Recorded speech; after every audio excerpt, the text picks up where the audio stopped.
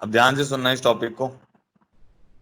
Limit as सम बोलते हैं, इसमें हम ये बताते हैं कि जो हमारा इंटीग्रल होता है उसको हम एक लिमिट के रूप में रिप्रेजेंट कर सकते हैं। जो हमारा एरिया होता है उसको हम एक लिमिट के रूप में रिप्रेजेंट कर सकते हैं। ठीक है, एंड वाइस वर्सा, लिमिट को इंटीग्रल में कन्वर्ट कर सकते हैं और इंटीग्रल को लिमिट में कन्वर्ट कर सकते हैं। ठीक है, तो वही आपको बताने जा रहा हूं और ये बहुत ही इंपॉर्टेंट टॉपिक है।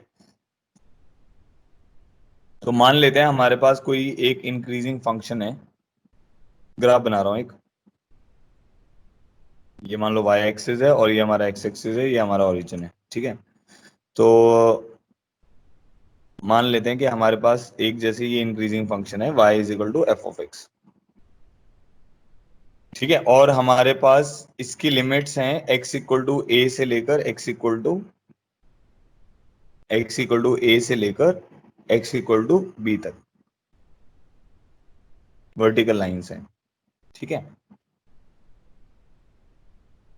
तो जो एरिया बाउंडेड होगा इस ग्राफ का x इक्वल टू ए से x इक्वल टू बी और x एक्सिस तक, वो क्या होगा, a टू बी।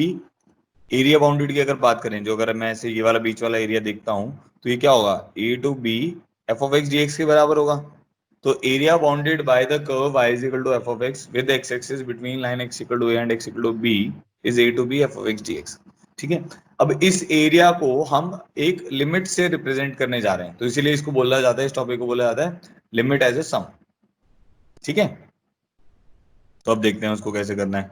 तो हमने क्या किया, इसमें रेक्टेंगल्स बनाए। तो एक ये रेक्टेंगल बना दिया, एक ये रेक्टेंगल बना दिया, एक ये रेक्टेंगल बना दिया, एंड सो ऑन टू, ऐसे करते करते खूब सारे रेक्टेंगल बना दिए। मान लेते हैं हमने कितने रेक्टेंगल्स बनाए, हमने ड्रॉ किए हैं rectangles n rectangles of equal width, और उस विड्थ को हम मान लेते हैं h। ठीक है, तो हमने क्या किया है, यहाँ पे n रेक्टेंगल्स ड्रॉ कर दिए हैं इस एरिया के अंदर, जिनकी विड्थ कितनी है, इक्वल है, और वो विड्थ h के बराबर है। तो क्योंकि n रेक्टेंगल्स ड्रॉ किए हैं, तो ये वाली पूरी लेंथ हमारे पास किसके बराबर है, ये लेंथ हमारी b माइनस ए के बराबर है। तो अगर आप इसको n इक्वल पार्ट्स में डिवाइड करोगे, तो इक्वल विड्थ जो आएगी वो किसके बराबर आ जाएगी, b minus a by n के बराबर आ जाएगी। इतना समझ आ गया होगा आपको। ठीक है, तो इस एरिया को मेरे को लिमिट एज ए सम में लिखना है, और मैंने क्या किया, इस एरिया को लिमिट एज ए सम में लिखने के लिए इसको रेक्टेंगल्स में डिवाइड कर दिया, और वो जो रेक्टेंगल्स हैं उनकी विड्थ को मैंने मान लिया b minus a divided by n.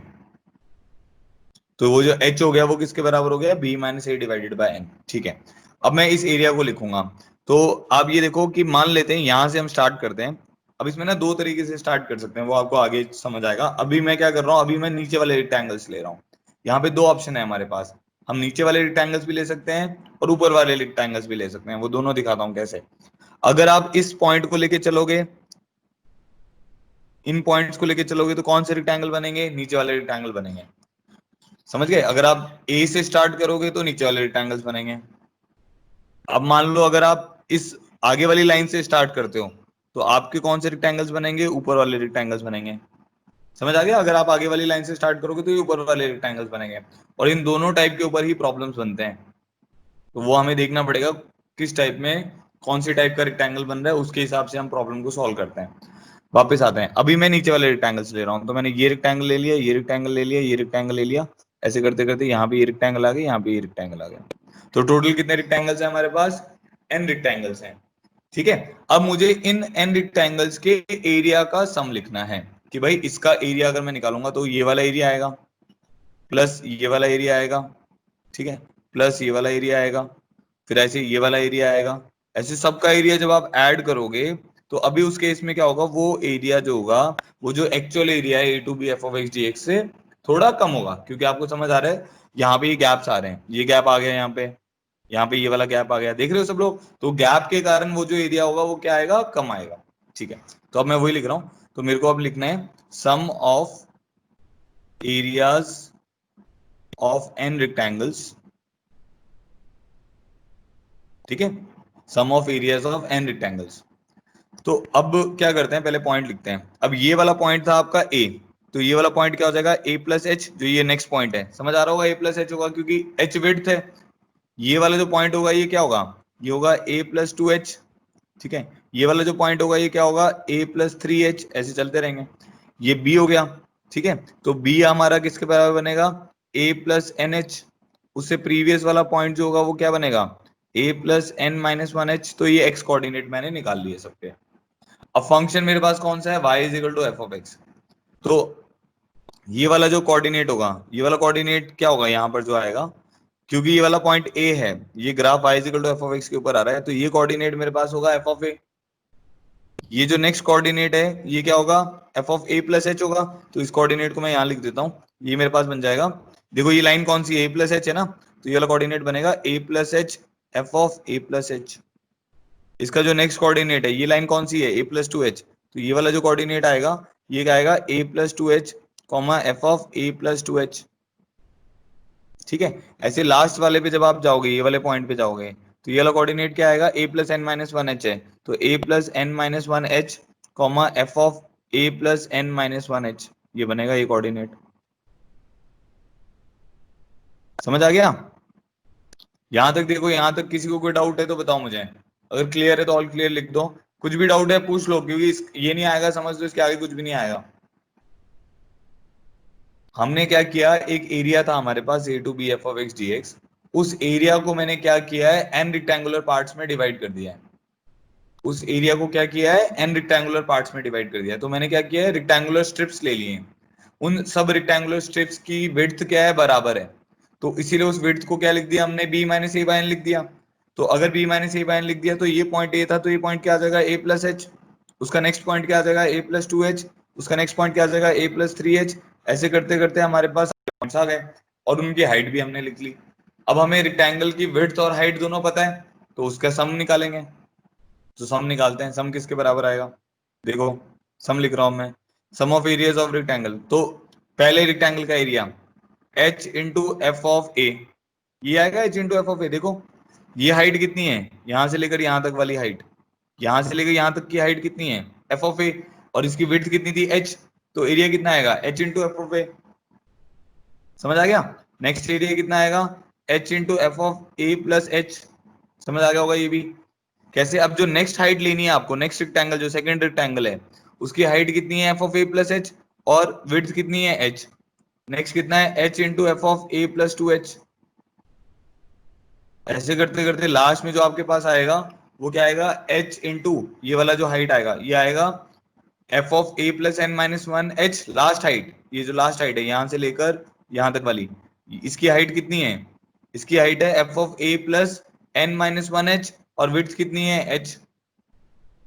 ठीक है, तो लास्ट हाइट हमारे पास आ जाएगी h into f of a+n-1h। ये sum of areas of all the rectangles मैंने लिख दिया। ठीक है, तो इसको अब ऐसे भी कन्वर्ट करके लिख सकते हैं, summation of f of a plus r h, where r varies from 0 to n-1। और ये हमें पता होना चाहिए कि h जो है वो मेरा किसके बराबर है, b minus a by n के बराबर है। ठीक है, तो फाइनली इसको फिर हम ऐसे लिख देते हैं, b minus a by n, r is equal to 0 to n-1, f of a plus r into b minus a by n, ऐसे लिख दिया हमने इसको। ठीक है, अब होगा क्या, ये तो आपने इन रेक्टेंगल्स का सम ले लिया है। अब जैसे आप n को इंफिनिटी को टेंड कराओगे तब क्या होगा, बेटा अभी टाइम कम बच रहा है, अभी रिपीट नहीं करूंगा, आपको वीडियो दोबारा देखना पड़ेगा। अगर n टेंडिंग टू इंफिनिटी होगा तब क्या होगा, अगर n टेंडिंग टू इंफिनिटी होगा तो क्या होगा बताओ। जब n टेंडिंग टू इंफिनिटी होगा तो आपकी विड्थ क्या होगी, टेंडिंग टू जीरो हो जाएगी।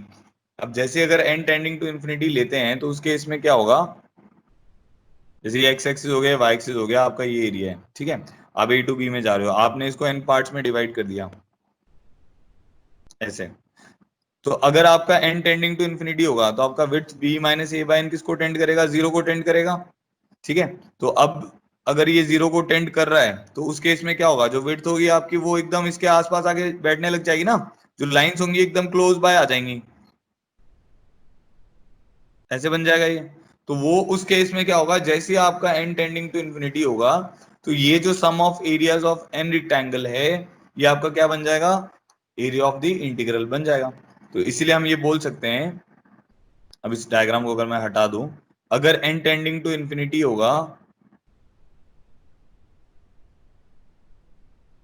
If n tends to infinity, h will tends to 0, number of rectangles will tends to infinity।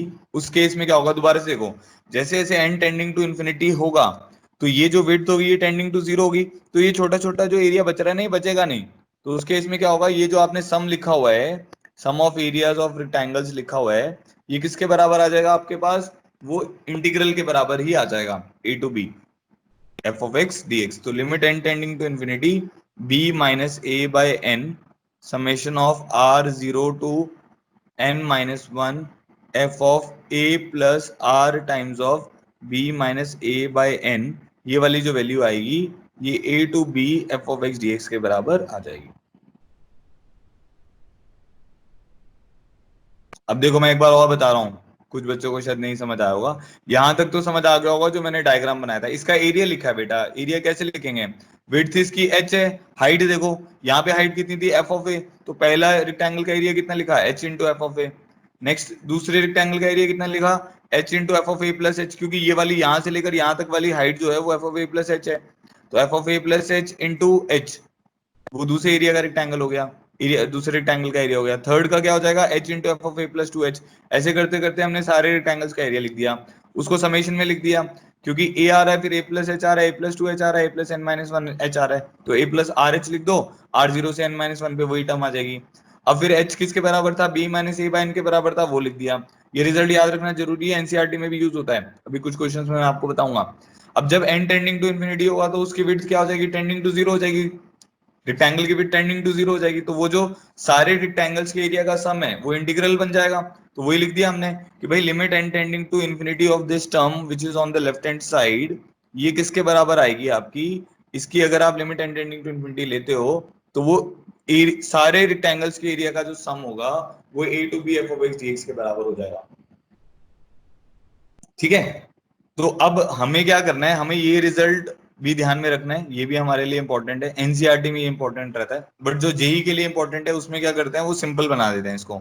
सो हम क्या करते हैं, फॉर सिंप्लिसिटी, जो जेई के लिए हमें रिजल्ट याद रखना है, ये एनसीईआरटी के लिए आपको याद रखना है, for simplicity let's put a equal to zero and b is equal to one. ठीक है, तो a को हमने जीरो पुट कर दिया और b को हमने वन पुट कर दिया, तो हमारे पास क्या बन जाएगा, limit n tending to infinity, यहाँ पे आ जाएगा one by n r zero to n minus one f of a, कितना आ जाएगा यहाँ पे देखो, ए को जीरो पुट करो, जीरो, तो जीरो हो गया वो, आर बी माइनस, तो ये आर बाय एन आ जाएगा, f of r by n, this is equal to integral of zero to one f of x d x. तो ये आपको रिजल्ट जेई के लिए ध्यान में रखना है कि limit n tending to infinity r zero to n minus one f of r by n जो होता है वो zero to one f of x d x के बराबर होता है। अब किसी को कुछ नहीं समझ आया तो वो चैट बॉक्स में लिखो, फिर हम क्वेश्चंस में जा रहे हैं।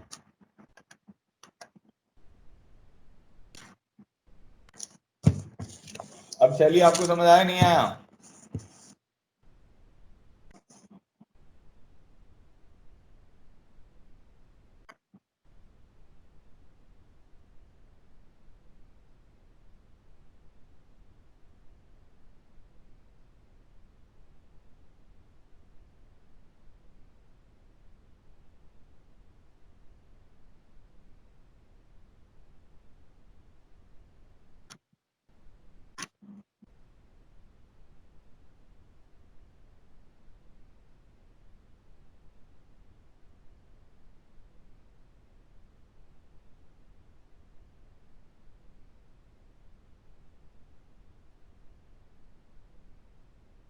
बाकी बच्चे सब लोग लिखो भाई, जिसको समझ आया नहीं समझ आया।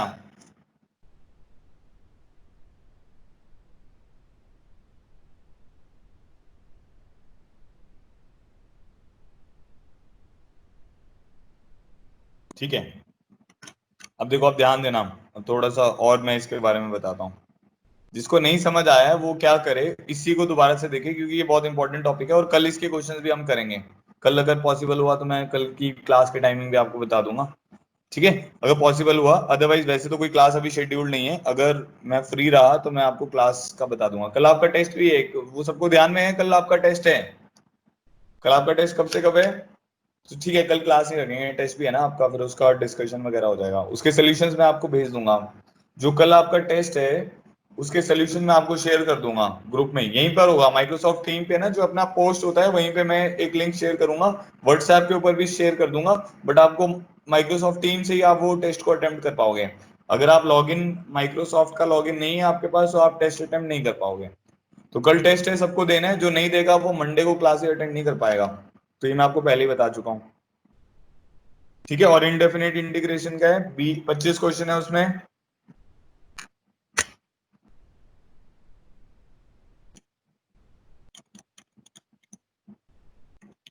एक मिनट रुको।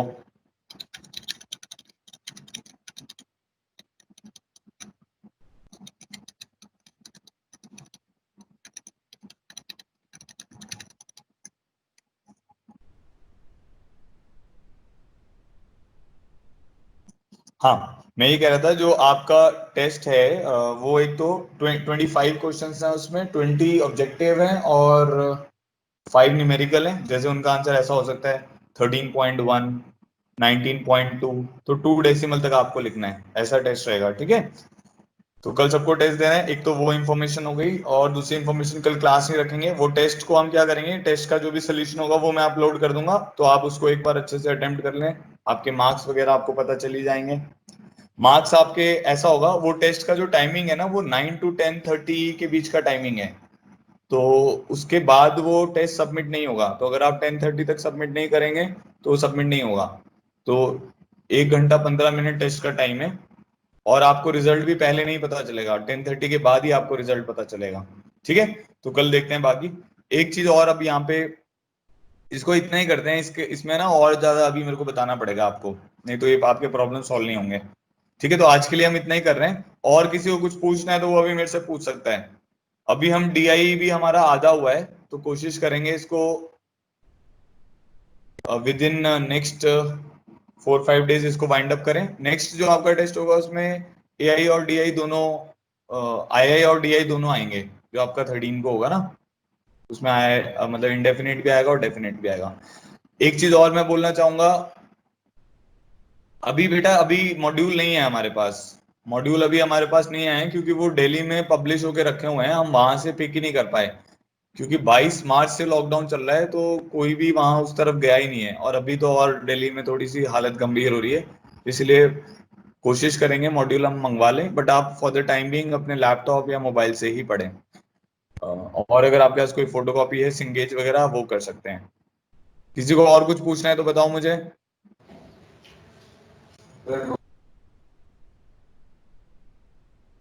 एक तो ना आप घर पे पढ़ाई ज्यादा करें, क्योंकि आप समझो कि हम ना अब लास्ट ईयर के मुकाबले, लास्ट ईयर अभी इस टाइम पे हम 3-4 चैप्टर आगे थे, तो हम पीछे चल रहे हैं। आप लोग को लगेगा कि आप बहुत पढ़ाई कर रहे हैं, ऐसा नहीं है भाई।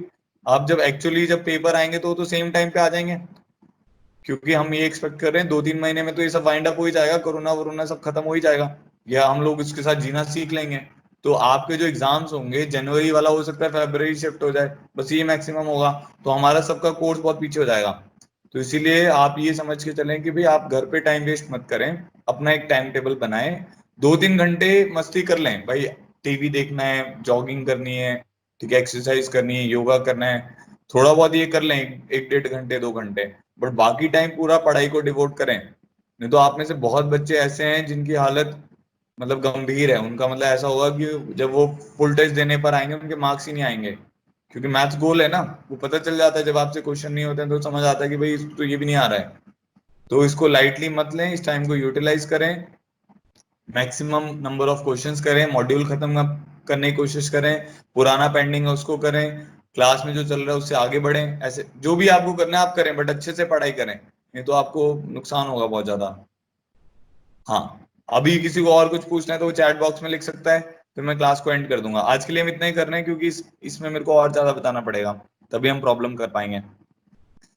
ठीक है, तो कल हम इसी से कंटिन्यू करेंगे, लिमिटेड सम से। किसी को कुछ और नहीं पूछना है तो वो जय हनुमान जी करके एग्जिट कर ले। कल का टेस्ट जरूर देना है, और जो बच्चे लेट ज्वाइन कर रहे हैं ना, मैं उन पे नजर रख रहा हूँ। अभी बस यही है कि मेरे को मैनेजमेंट ने बोला कि सर अभी आप एग्जिट मत करना, नहीं तो बच्चे थोड़ा और परेशान हो जाएंगे, इसीलिए मैं रुका हुआ हूँ।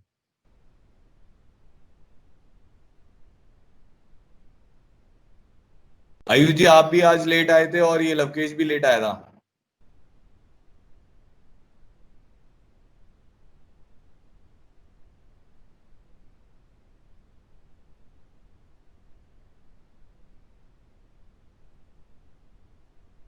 ठीक है चलो कल मिलते हैं।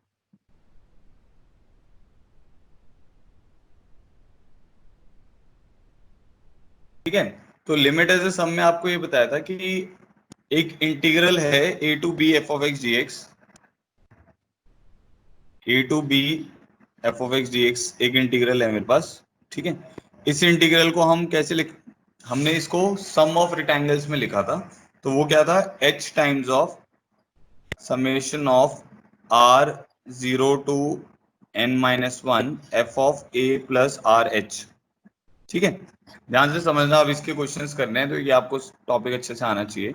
Where h is equal to b minus a by n. ठीक है, और एन यहाँ पे किसको टेंड कर रहा था, इन्फिनिटी को टेंड कर रहा था, तो एच आपका 0 टेंड कर रहा था, लिमिट एच टेंड। इसी को इस लिमिट टेंडिंग टू इन्फिनिटी, अब एच की जगह पे क्या लिखेंगे, b minus a by n summation of r zero to n minus one f of a plus r times of b minus a by n, ऐसा लिख देंगे इसको। ठीक है, limit tending to infinity, h की जगह पे हमने लिख दिया b minus a by n r zero to n minus one f of a plus r times of b minus a by. ये लिखने से क्या हो रहा था कि जो आपका समेशन था, जो रेक्टेंगल्स थे वो इनफाइनाइट हो जा रहे थे, उनकी विड्थ जीरो हो जा रही थी, और उसके एरिया का जो सम था वो इंटीग्रल के एरिया के बराबर हो जा रहा था। एक मिनट।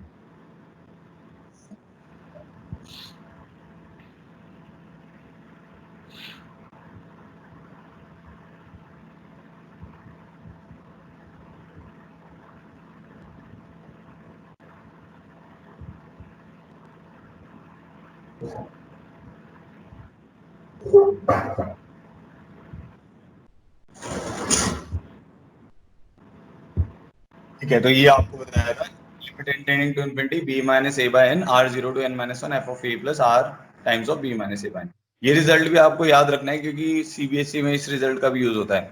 सीबीएसई में वो ऐसा भी कहता है कि भाई इस इंटीग्रल को a to b f of x d x को लिमिट एज अ सम से सॉल्व करो, तो आपको डायरेक्ट सॉल्व नहीं करना होता है, उसको क्या करना होता है, आपको ये वाला फॉर्मूला लगा के उसको लिमिट से सॉल्व करना पड़ता है। तो वो सीबीएसई में उसके भी एक दो क्वेश्चंस देखेंगे। फिर मैंने आपको बताया था सिंपलिसिटी के लिए हम क्या करते हैं, सिंपलिसिटी के लिए हम क्या करेंगे, ए को जीरो पुट कर देंगे और बी को वन पुट कर देंगे, तो ये इंटीग्रल क्या बन जाएगा, zero to one f of x d x, put करो इसमें देखो, ये क्या बनेगा, limit n tending to infinity. ठीक है, b minus a by n कितना बन जाएगा, वन बाय एन, समेशन आ जाएगा r zero to n minus one f of r by n. ठीक है, ये टर्म आ जाएगी हमारे पास, क्योंकि ए हमने जीरो पुट कर दिया और बी हमने वन पुट कर दिया। ठीक है, तो होगा क्या, अब जो भी आपको दो तरीके के इसमें क्वेश्चन बनेंगे, एक बनेगा कि इंटीग्रल को लिमिट में लेके जाओ और उसको सॉल्व करो, दूसरा बनेगा लिमिट को इंटीग्रल में लेके जाओ और उसको सॉल्व करो। ठीक है, तो ये वाला तो जेई में पूछेगा, जेई मेंस में इसके ऊपर क्वेश्चंस आते हैं। ठीक है, सीबीएसई में नहीं आते, और सीबीएसई में इसके ऊपर क्वेश्चन आते हैं, क्योंकि भाई इंटीग्रल अगर हमें सॉल्व करना आता होगा, ये कोई बच्चा है जो दूसरी मीटिंग बनाए जा रहा है,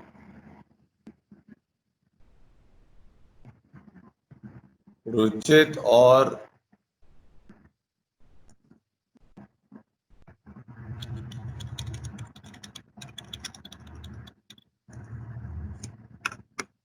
ठीक है, तो जेई मेंस इस वाले टाइप को पूछेगा और सीबीएसई इस वाले टाइप को पूछेगा। ठीक है, क्योंकि सीबीएसई में क्या बोलेगा, वो बोलेगा कि भाई इस इंटीग्रल को लिमिटेड सम से सॉल्व करो, तो आपको लिमिटेड सम वाला फॉर्मूला लगा के उसको सॉल्व करना पड़ेगा।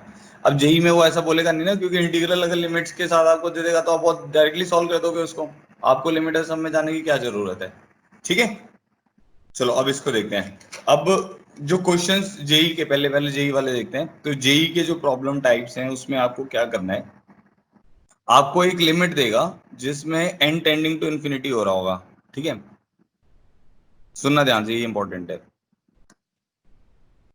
इस limit n tending to infinity को आपको इंटीग्रल में कन्वर्ट करना पड़ेगा। ठीक है, तो लिमिट को हमें कन्वर्ट करना है इंटीग्रल में। तो सबसे पहला हमारा स्टेप क्या होगा? सबसे पहला हमारा स्टेप होगा, इसको लिख लेते हैं, for solving problems. For solving problems जो लिमिट की होंगी उनको इंटीग्रल में कन्वर्ट करने के लिए आपका सबसे पहला स्टेप क्या होगा?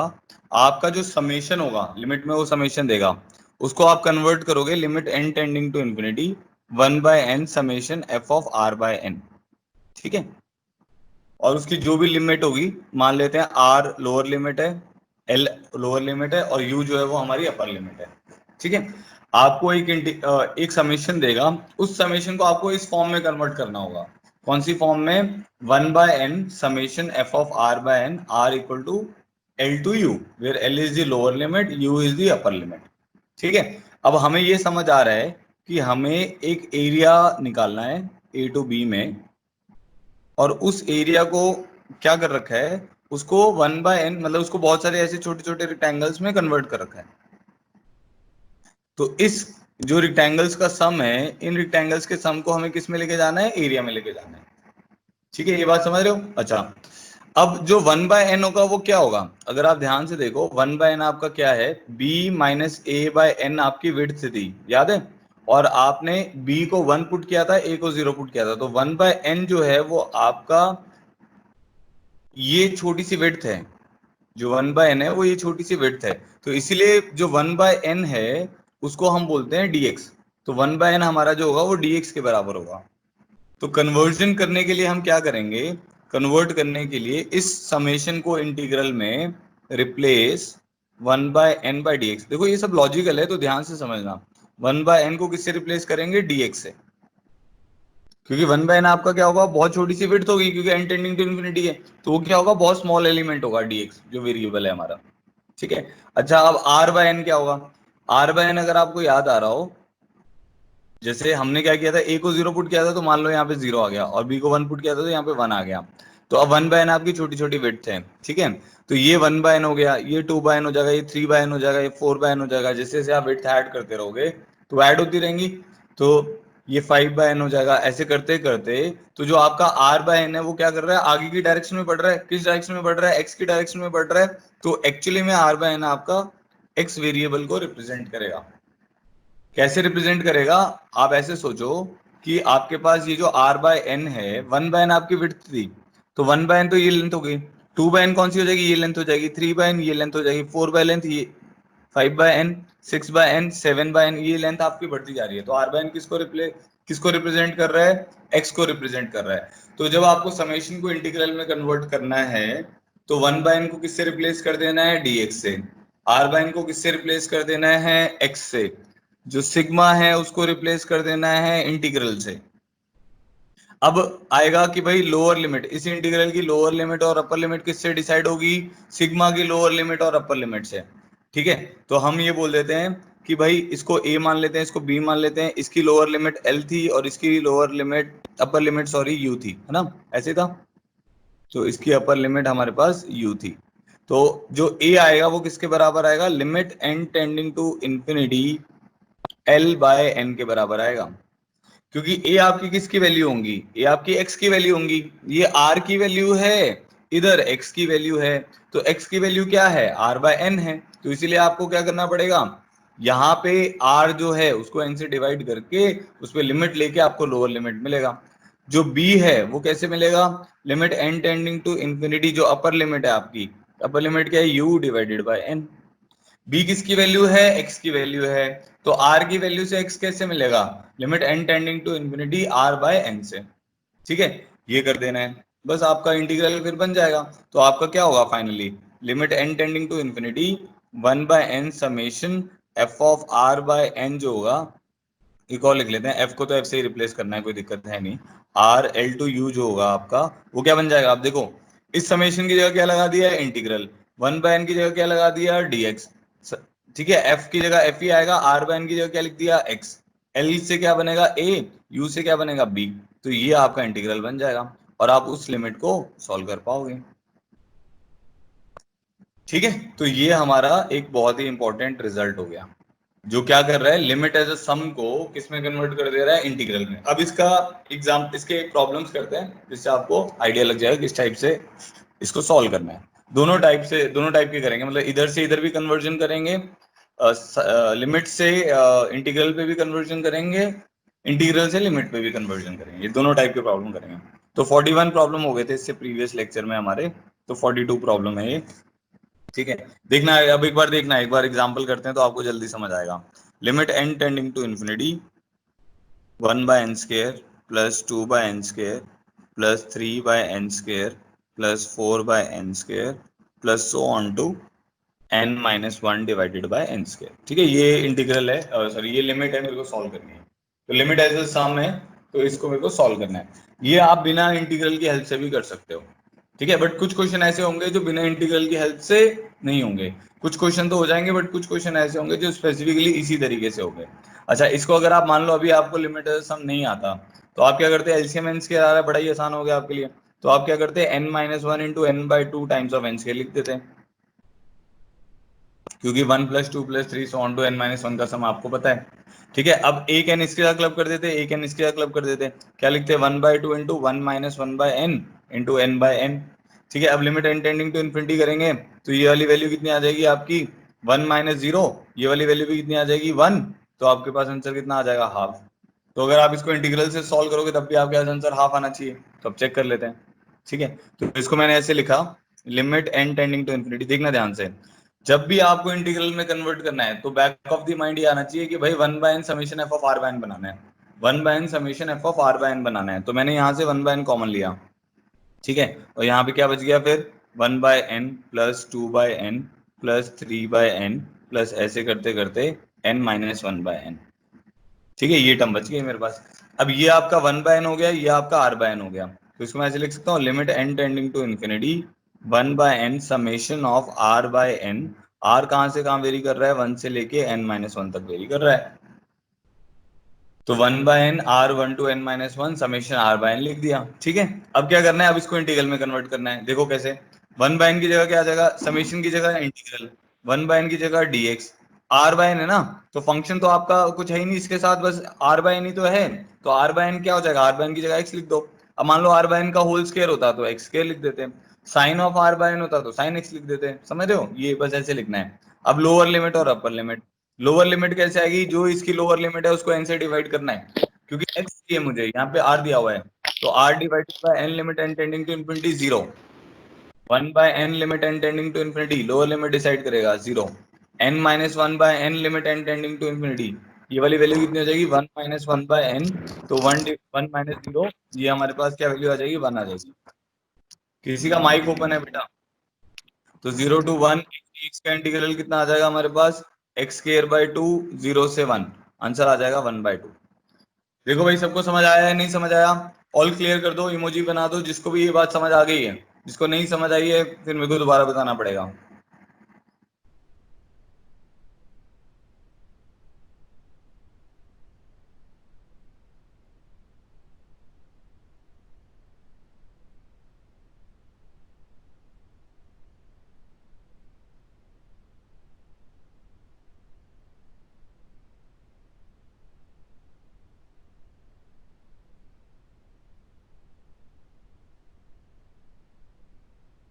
ठीक है, बहुत बढ़िया। चलो एक और क्वेश्चन कर रहे हैं ऐसे ही, फिर आपको करने को दूंगा। तो ये हो गया 42 प्रॉब्लम। प्रॉब्लम 43 देखो, इधर ध्यान दो आप सब लोग। देखो अब हमारे पास क्या है, limit n tending to infinity 1/2n+1 plus 1/2n+2 plus 1/2n+3 plus so on to 1/6n। तो ये इंटीग्रल है मेरे पास, limit n tending to infinity 1/2n+1 1/2n+2 1/2n+3 so on to 1/6n। इसको मेरे को सॉल्व करना है। ठीक है, अच्छा अब सबसे पहला काम क्या है कि वही, अब इस इंटीग्रल को हमें कन्वर्ट करना है। अब ये उससे नहीं होगा, क्या कहते हैं आपके लिमिट वाले तरीके से जो आप डायरेक्टली ऐड करके करते थे ना, उससे नहीं होगा। अब इसको अगर आपको करना है तो आपको इसको फिर वो सैंडविच थ्योरम लगाना पड़ेगा। सैंडविच थ्योरम क्या होता था, उससे एक छोटा फंक्शन लिखते थे, उससे एक बड़ा फंक्शन लिखते थे, दोनों तरफ से हम उसको फिर लिमिट लेके एक पर्टिकुलर वैल्यू के बराबर करते थे। तो ये उस तरीके से सॉल्व होगा अगर आप इसको लिमिट से सॉल्व करना चाहते हो। अभी हम इसको इंटीग्रल से सॉल्व करेंगे। तो सबसे पहला काम क्या है, 1/n summation f of r by n बनाना है हमें। ठीक है जी। तो हमने क्या किया, limit n tending to infinity, सबसे पहले तो 1/n ही कॉमन निकाल लिया। ठीक है, एक काम करते हैं, ये जो हमारा 6n है, एक स्टेप और लिख देता हूँ यहाँ पे ना, बच्चों को कंफ्यूजन नहीं होगा। 1/2n+1 plus 1/2n+2 plus 1/2n+3, ऐसे करते करते 1/2n+4n लिख दिया इसको। समझ गए मेरे को, क्योंकि हर टर्म में 2n+1 2n+2 2n+3 ऐसे आ रहा है, इसलिए 6n को मैंने क्या लिख दिया, 2n+4n। इससे आपको ना ये पता चलता है जब आप ऐसे ब्रेक करते हो कि भाई टोटल नंबर ऑफ टर्म्स कितनी है इस टर्म में, इस सीरीज में total number of terms 4n है। इस अगर पूरी सीरीज को अगर आप देखोगे 1 2 3 करते करते कहां तक जा रहा है, 4n तक जा रहा है ना। तो टोटल टर्म्स इसमें 4n है हमारे पास। ठीक है, चलो आगे बढ़ते हैं। नेक्स्ट हमारे पास आएगा limit n tending to infinity.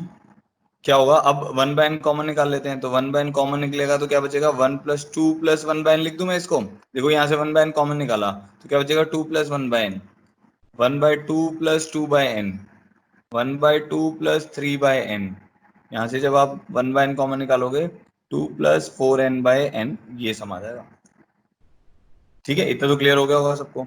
अब अगर आप ध्यान से देखो, इसको मैं ऐसे लिख सकता हूँ, limit n tending to infinity 1/n summation of 1/2 plus r/n। अब देखो r/n से समझ आ रहा है, r को 1 गिरोगे ये ले पहली टर्म आ जाएगी, 2 गिरोगे सेकंड टर्म, 3 आ जाएगी थर्ड टर्म, 4n डालोगे तो लास्ट टर्म।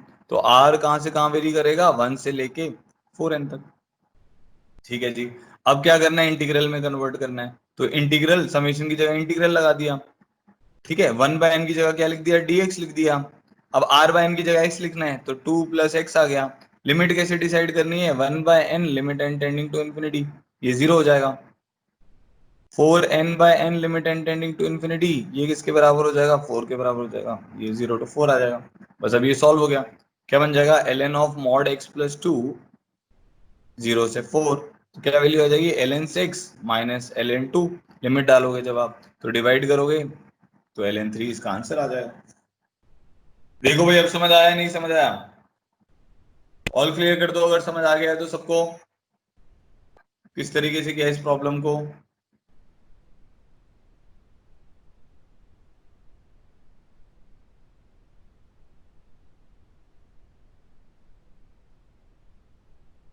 ठीक है, चलो बहुत बढ़िया। तो ये हमारा हो गया। अब एक खुद से करो, प्रॉब्लम 43 हो गया। अब प्रॉब्लम 44 करते हैं।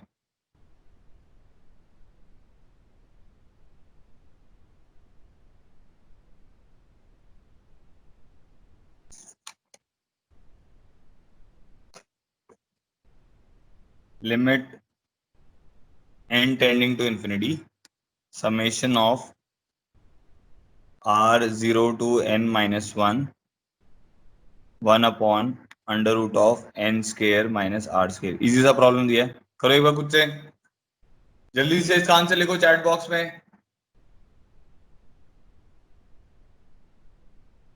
इसको सॉल्व करो बेटा और आंसर लिखो इसका।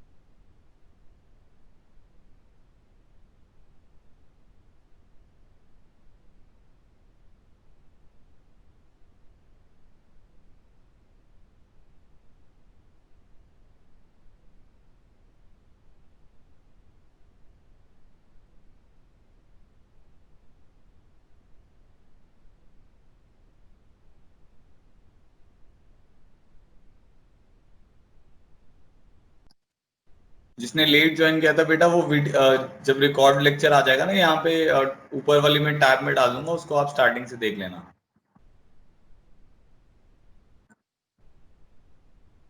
5/2। हाँ, 5/2 इज द राइट आंसर। नहीं सागर, आपका सही नहीं है। एन तो आएगा नहीं ना, लिमिट लगेगी ना बेटा उसमें, तो एन कैसे आ जाएगा। हाँ, साहिल, तन्मय, शैली, वैभव, जय, कृपेश्वर, इन सबके सही आंसर हैं। बाकी लोग का नहीं आया 5/2।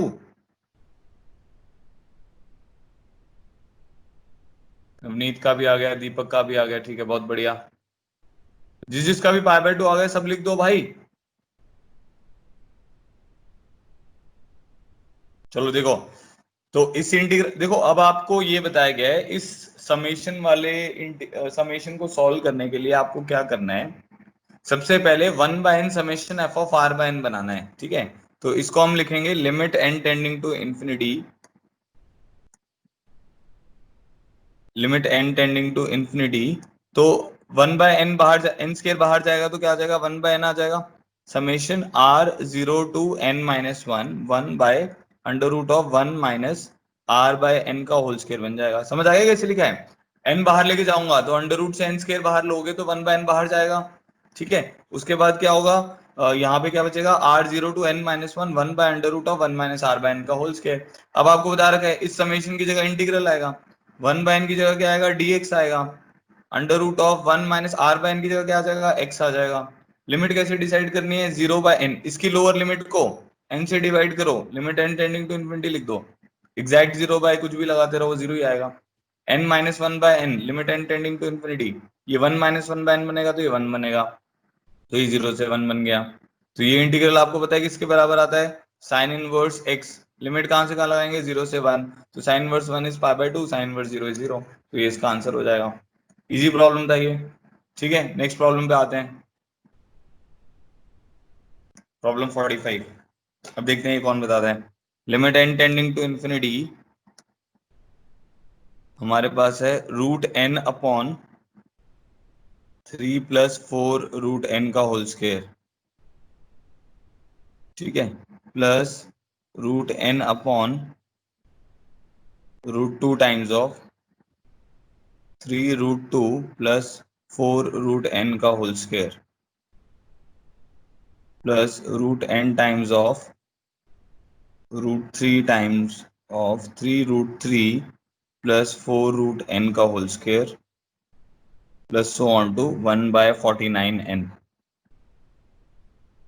ठीक है, अब ये वाले प्रॉब्लम को सॉल्व करो। इसको भी आपको वही करना है, 1/n summation of r by n करना है। 1/n summation of r by n करोगे तो सॉल्व हो जाएगा।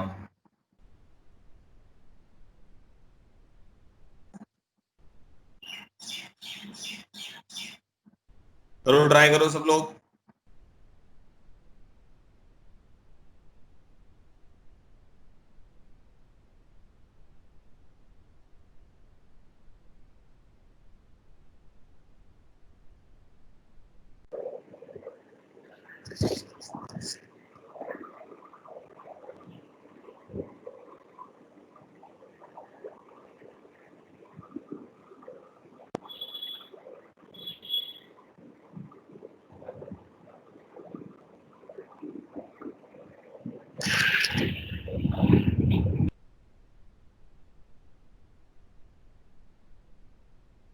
बेटा कोशिश करो आप टाइम पे ज्वाइन करें। अगर आप लेट ज्वाइन करेंगे ना, आप जैसे अभी मान लो किसी ने अभी ज्वाइन किया है, उसको कुछ समझ ही नहीं आएगा।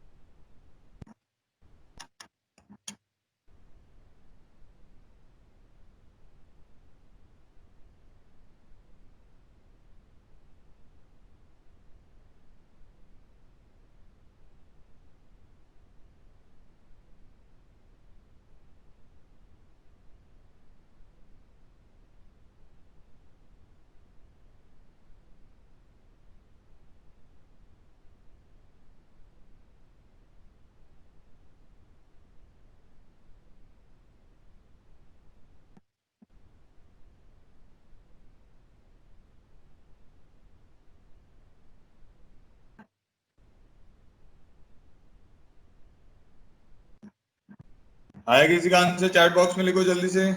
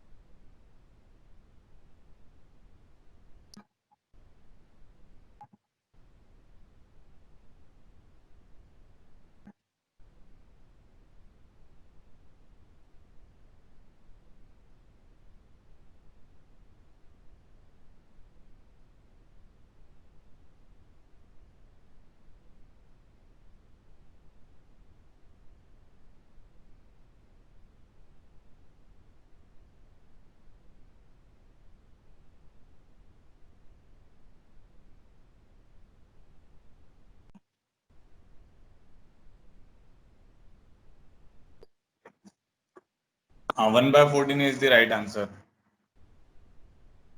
हाँ, 1/14 इज द राइट आंसर बेटा। और देखो किसी का आया 1/14।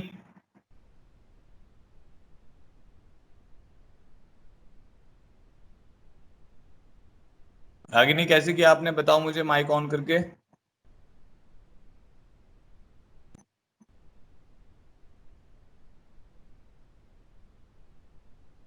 फिर उसको पहले ही समेशन में लिख दिया, root n by root r into 3 root r plus 4 root n का होल स्क्वायर। बहुत बढ़िया। उसके बाद फिर उसमें अंडर रूट में एन बाय आर को कॉमन ले लिया। ठीक है, फिर उसके बाद सॉल्व कर दिया, तो आपका सिंपलीफाई इंटीग्रल कर। क्या बना? इंटीग्रल इंटीग्रल बताओ क्या बना। फिर एक सेकेंड, तो इंटीग्रल बना था हमारा 2/3 integral D T upon T square. थोड़ा सा हाँ आगे ठीक सॉल्व है, किया था। ठीक है बेटा, ठीक है, मैं बताता हूँ। देखो अब इसने क्या किया, देखो बाकी लोग, सब लोग इधर ध्यान दो। हमें इसको क्या करना है, 1/n summation f of r by n बनाना है, ठीक है। तो सबसे पहले तो इसकी कोई भी जनरल टर्म लिखनी पड़ेगी। तो वो जनरल टर्म हम ऐसे लिख सकते हैं, देखो न्यूमरेटर में तो सब में रूट एन आ रहा है, ठीक है। डिनोमिनेटर में देखोगे तो यहाँ पे √1 लिख लेते हैं, ये √2 हो गया, ये √3 हो गया, तो ये रूट आर हो गया टर्म, ठीक है। नेक्स्ट क्या आ रहा है, 3√1, 3√2, 3√3, तो 3 √r हो गया ये। फिर 4√n, 4√n आ रहा है, तो ठीक है 4√n हो गया, उसका होल स्क्वायर हो गया, ठीक है, ये टर्म है। और r की वैल्यू कहाँ से कहाँ है, 1 से स्टार्ट हो रही है। अब लास्ट टर्म देखनी पड़ेगी, लास्ट टर्म ना n आएगी। कैसे? देखो रूट r की जगह n रखो, तो √n कैंसिल हो गया। 3√n प्लस 4√n कितना होगा, 7√n। 7√n का होल स्क्वायर कितना होगा, 49n। तो r आपका 1 से n जा रहा है। तो आपको समेशन इतना लिखना आना चाहिए। ये आपने सीक्वेंस सीरीज में भी सीखा हुआ है कि आर टर्म कैसे लिखते हैं, ठीक है। तो सबसे पहला काम तो ये था। अब हमें बैक ऑफ द माइंड पता है कि मेरे को 1/n summation of f of r by n में इसको कन्वर्ट करना है। तो उसको कन्वर्ट करने के लिए आपको डिनोमिनेटर में 1/n चाहिए।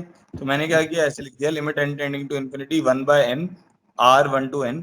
तो n से डिवाइड किया है यहाँ न्यूमरेटर को, ठीक है। तो n से मल्टीप्लाई भी करोगे, आप समझ, आप ऐसे सोचो कि n यहाँ पे डिनोमिनेटर में आया है, तो इधर n लिख देते हैं, इसको ऐसे लिख दूं मैं इसको, 1/√r √n, ये वाला √n तो नीचे ही गया है, ठीक है। और n न्यूमरेटर में लिख देते हैं, चलो ऐसा करते हैं। ये वाला जो n है, क्योंकि मैंने डिनोमिनेटर में मल्टीप्लाई किया है तो इसीलिए न्यूमरेटर में भी कर दिया। एक काम करते हैं, यहां से √n कॉमन निकालते हैं, तो ये n बाहर जाएगा, क्या बचेगा, 4 + 3 √r बाय n का होल स्क्वायर। किसी का माइक ऑन है बेटा? तो ये n से डिवाइड किया, n से मल्टीप्लाई किया, √r बाय n कर दिया इसको, ये रूट आर है, इसको रूट एन कैसे किया, ये वाले रूट एन को नीचे ले आया, इस एन से डिवाइड किया, इस एन से मल्टीप्लाई किया, यहां से रूट एन बाहर लिया तो ये टर्म आ जाएगी। अब ये वाला एन से ये वाला एन कैंसिल हो गया, ठीक है। अब क्या आएगा, अब आपको समीशन को इंटीग्रल में कन्वर्ट करना है, तो इंटीग्रल आ गया, ठीक है।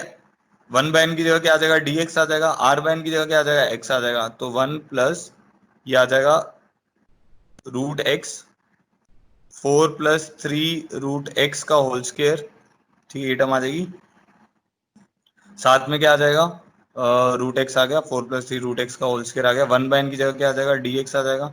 लिमिट क्या आ जाएगी, r1/n 0, 1/n limit n tending to infinity, n/n limit n tending to infinity 1, बस ये टर्म बन गई अपनी, ठीक है। अब आप क्या करो, अब सॉल्व करना है आपको, तो 4 प्लस रूट 3x को t मान लेते हैं, इसका डेरिवेटिव कितना आएगा, 3/2 root x d x is equal to d t, ठीक है। अब इंटीग्रल सॉल्व कर देते हैं, इंटीग्रल की वैल्यू कितनी आ जाएगी, 0 पर x0 पर t की वैल्यू कितनी है 4, ठीक है, x0 गिरने पर t की वैल्यू 4 है, x को 1 गिरने पर t की वैल्यू कितनी है 7, dx बाय रूट x की जगह पर हम क्या लिख सकते हैं, 2/3 dt, और इसकी जगह पे क्या आ जाएगा, टी स्केयर, तो वैल्यू आ जाएगी 2/3 टाइम्स ऑफ टी की पावर -1/-1, 4 to 7, ठीक है। तो बन गया -2/3 1/t, तो 1/7 -1/4, ठीक है, तो बन जाएगा -2/3 इंटू 4 - 7 इज -3/28, तो आंसर आ जाएगा 1/14। तो ये इस प्रॉब्लम का आंसर हो गया, ठीक है। देख लो आप सबको समझ आ गया हो, कुछ नहीं है इन प्रॉब्लम में, सबसे पहले बस वही समेशन वाली टर्म बनानी है, 1/n f of r/n, वो बन गया तो आपका मतलब फिर तो इंटीग्रल सॉल्व हो ही जाएगा। ऑल क्लियर हो गया तो चैट बॉक्स में लिख दो ऑल क्लियर, फिर आगे बढ़ रहे हैं। कुछ कोई कंफ्यूजन है तो बताओ।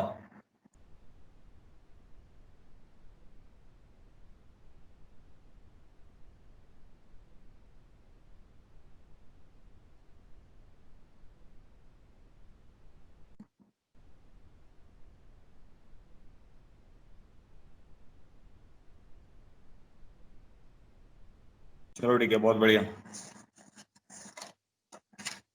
अब देखो एक प्रॉब्लम मैं बताता हूँ, फिर एक प्रॉब्लम आपको दूंगा करने को। प्रॉब्लम 46, देखो इस प्रॉब्लम में क्या है, इस प्रॉब्लम में है limit n tending to infinity, अच्छा प्रॉब्लम है, काफी बार आ चुका है एग्जाम्स में, n factorial divided by n की पावर n 1/n।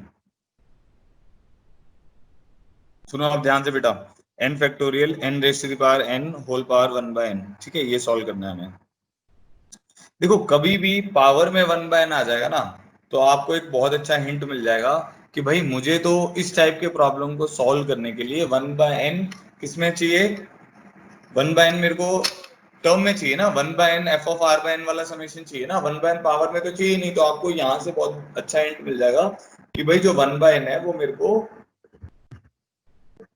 मतलब बेस में चाहिए, मेरे को पावर में नहीं चाहिए, तो इसीलिए हमें इसमें क्या करना पड़ेगा, लॉग लेना पड़ेगा। दूसरा एक जो हिंट मिलता है, जो आपकी टर्म है, जो बेस में टर्म है, वो यहाँ पे मल्टीप्लाई हो रही है, जो बेस की टर्म है वो यहाँ पर क्या हो रही है, मल्टीप्लाई हो रही है, तो अगर आप उसका लॉग लेंगे तो वो जो मल्टीप्लीकेशन है किस में कन्वर्ट हो जाएगा, सम में कन्वर्ट हो जाएगा, ठीक है। तो अब मैं क्या कर रहा हूँ, मान लेते हैं इसको मैंने y मान लिया इस टर्म को, अब मैंने दोनों तरफ ln ले लिया, तो ln y किसके बराबर आ जाएगा, limit n tending to infinity 1/n times of ln of n factorial by n की पावर n। बेसिकली हम क्या कर रहे हैं, फंक्शन का लॉग ले ले रहे हैं और उसके ऊपर फिर लिमिट लगा रहे हैं, एक तरीके से आप इसको ऐसे सोच सकते हो। तो अब ये टर्म क्या हो गई, ln y is equal to, पता चल गया होगा 1/n आगे आ जाता है ना लॉग लेने पर, तो limit n tending to infinity, ये टर्म बन जाएगी 1/n, ठीक है, तो यहाँ पे 1/n आ गया। अब इसको हम क्या लिख सकते हैं, ln ऑफ n फैक्टोरियल किसके बराबर होता है, 1 into 2 into 3 so on to n, तो ln of 1/n plus ln of 2/n, समझ आ गया, इसको ऐसे लिख दिया n इंटू n माइनस 1, या 1 से स्टार्ट कर देते हैं, तो इसको मैंने लिख दिया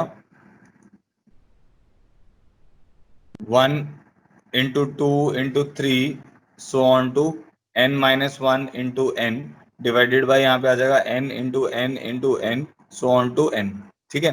तो 1/n ln of 1/n plus ln of 2/n plus ln of 3/n, ऐसे करते करते हमारे पास आ जाएगा ln ऑफ n/n, ये टर्म आ गई। n फैक्टोरियल को मैंने क्या लिख दिया, 1/n ln n फैक्टोरियल को क्या लिख दिया, 1 into 2 into 3 so on to n, और n की पावर n को लिख दिया n टाइम्स, प्रोडक्ट में, ठीक है। फिर इन सबको अलग कर दिया, तो ln of 1/n plus ln of 2/n plus ln of 3/n so on to ln of n/n। अब इसको हम समेशन में कन्वर्ट कर सकते हैं। कैसे इसको लिख सकते हैं? Limit n tending to infinity 1/n summation of ln of r/n। r कहां से कहां वेरी करेगा? 1 से लेकर n तक। अब ये कन्वर्ट हो गया, तो अब इंटीग्रल में कन्वर्ट कर देंगे। समेशन की जगह इंटीग्रल, r/n की जगह x, 1/n की जगह dx, r/n limit n tending to infinity 0, 0 से 1। ln x का इंटीग्रल आपको याद करने को बोला हुआ है, x ln x minus x होता है, ठीक है, 0 से 1। तो ये वाली वैल्यू आ जाएगी ln y is equal to 1 ln 1 minus 1 minus 0 ln 0 minus 0। अच्छा, अब 0 ln 0 जो है, अब एक चीज और ध्यान रखनी है आपको, कई बार इस टाइप के प्रॉब्लम्स में क्या होता है, जैसे ln y को अगर आप देखोगे, ln 1 तो 0 है, तो ये 0 माइनस 1 हो गया, इसकी कोई दिक्कत नहीं है। ये जो टर्म है ना 0 ln 0, ये एक इनडिटर्मिनेट फॉर्म है। तो इस टाइप की अगर कोई भी फॉर्म या टर्म आ जाती है आपके इंटीग्रल में या कहीं पर भी मैथ्स में आ जाती है, तो उसकी लिमिट निकाल के आपको सॉल्व करना पड़ेगा। क्यों लिमिट निकाल के सॉल्व करना पड़ेगा? क्योंकि ये ऐसा हुआ ना, ये x ln x हो गया, और आपको इस पे क्या लेना है? लिमिट एक्सटेंडिंग टू 0 लेना है, तो 0 प्लस ही डिफाइंड होगा इसमें, तो आपको ये 0 प्लस ही लेना पड़ेगा। क्योंकि ये वैसे भी देखने में समझ आ रहा है 0 to 1 जा रहा है, तो 0 प्लस से 1 की डायरेक्शन में जाएगा। तो 0 प्लस इसलिए ले रहे हैं क्योंकि log is defined for x greater than 0 only. तो अब ये फॉर्म है ना 0 इंटू इन्फिनिटी वाली फॉर्म है, 0 इंटू माइनस इन्फिनिटी, तो इनडिटर्मिनेट फॉर्म है, तो इसको डायरेक्ट नहीं लिख देना है, ठीक है। तो इसकी जो वैल्यू आती है, अगर याद कर सकते हो वेल एंड गुड, बाकी आपको लिमिट से सॉल्व करना आता ही है। इसको मैं लिख सकता हूँ limit x tending to 0 ln x divided by 1/x। अब मैंने क्या किया, इसको कौन सी फॉर्म बना लिया? इन्फिनिटी बाय इन्फिनिटी फॉर्म बना लिया। अब limit x tending to 0 ln x का डेरिवेटिव 1/x, 1/x का डेरिवेटिव माइनस 1/x के, तो ये बन जाएगा limit x tending to 0 minus x, तो इसकी वैल्यू आ जाएगी माइनस 0 विच इज 0। तो जो भी इनडिटर्मिनेट फॉर्म वगैरह कहीं पर भी आ जाती है और आपको लिमिट निकालनी पड़ रही है, या अपर लिमिट या लोअर लिमिट डाल के उसकी वैल्यू निकालनी पड़ रही है, तो उसमें आपको लिमिट का यूज करना है, नहीं तो आपका क्वेश्चन गलत हो सकता है। तो ऐसा नहीं करना है 0 ln 0 को डायरेक्ट 0 लिख दिया, वो तो लकीली 0 के बराबर आ रहा है, इसलिए हम इसको 0 लिख सकते हैं, ठीक है। तो हमारे पास क्या आ गया, ln y आ गया -1 के बराबर। तो आपका जो y होगा वो किसके बराबर आ जाएगा? e ratio two power -1 which is 1/e। तो ये जो लिमिट थी, इसका आंसर कितना आ गया हमारे पास? 1/e। समझ आ गया होगा आप लोग को। ये जो हमने सॉल्व किया, इसको क्या किया था, लॉग ले लिया पहले, लॉग लेके समेशन बना लिया, इंटीग्रल सॉल्व कर लिया, फाइनली आंसर आ गया ln y equal to -1, but हमें तो y निकालना था, तो y की वैल्यू कितनी आ गई? 1/e। सबको ये बात क्लियर हो गई? ठीक है, ऑल क्लियर कर दो इसमें जिसको ये समझ आ गया है।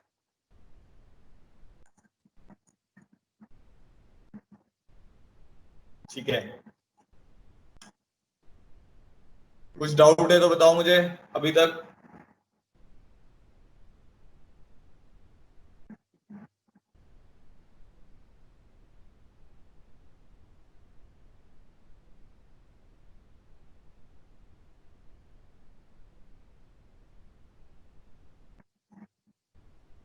ठीक है, अब एक और क्वेश्चन आप खुद से करो, अच्छा क्वेश्चन है, ये भी जेई का प्रॉब्लम है जो मैं दे रहा हूँ। Problem 47, limit n tending to infinity 1 raised to the power 2, 2 raised to the power 2, 3 raised to the power 2, so on to n raised to the power 2, ठीक है। 1 cube plus 2 cube plus 3 cube so on to n cube, ठीक है। ऐसे divide आ रहा है इसमें, divided by 1 raised to the power 6, 2 raised to the power 6, 3 raised to the power 6, so on to n raised to the power 6, ठीक है। करो, जेई का प्रॉब्लम है और सिंपल सा प्रॉब्लम है, हो जाना चाहिए सब लोगों से। आंसर बताओ इसका जल्दी से चैट बॉक्स में।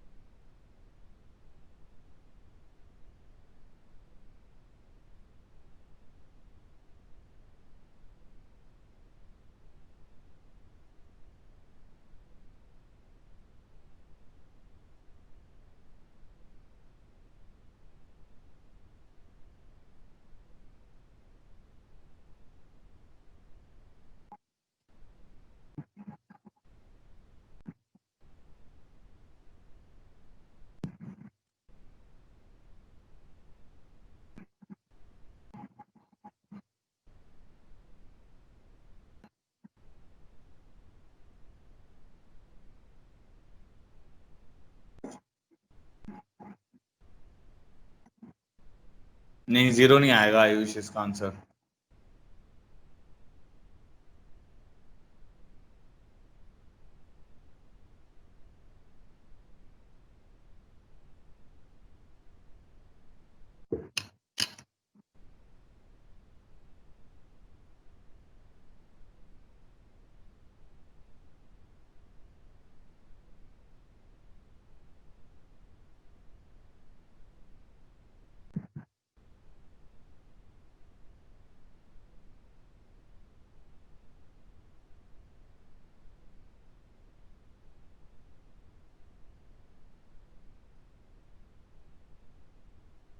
किसी का भी नहीं आया अभी तक आंसर?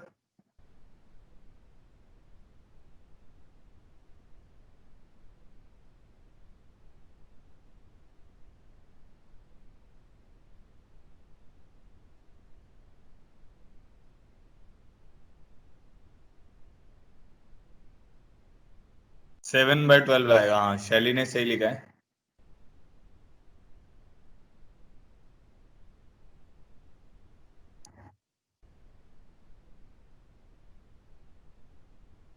हाँ 7/12 आएगा इसका आंसर। और देखो किस किस का आ गया, हर्ष का आ गया है।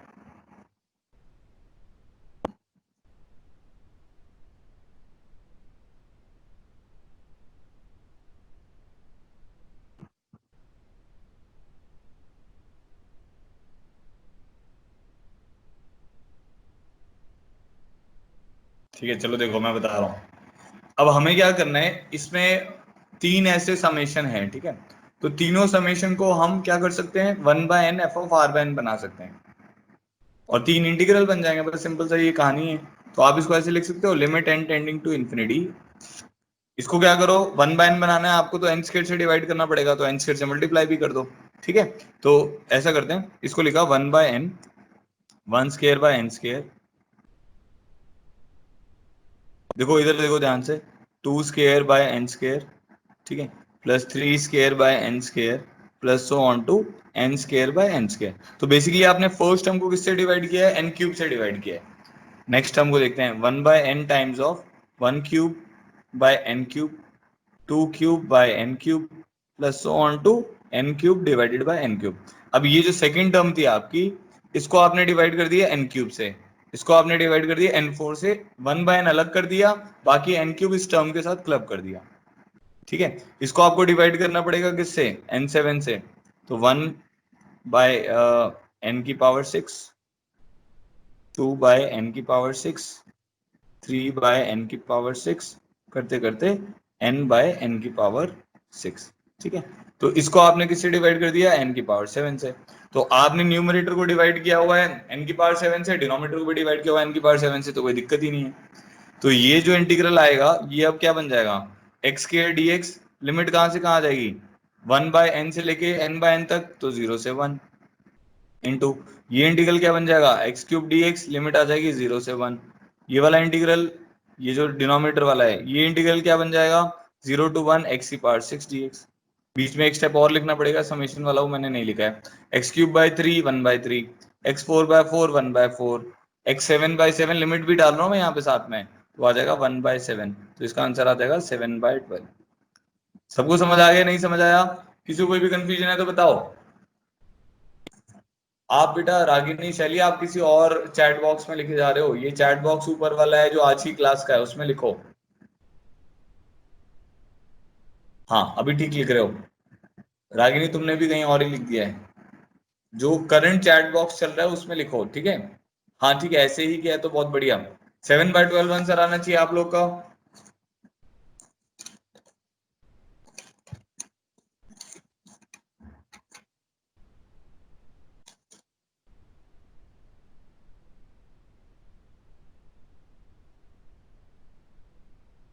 ठीक है, सबको क्लियर हो गया, ऑल क्लियर कर दो इसको, फिर नेक्स्ट प्रॉब्लम पे आ रहे हैं।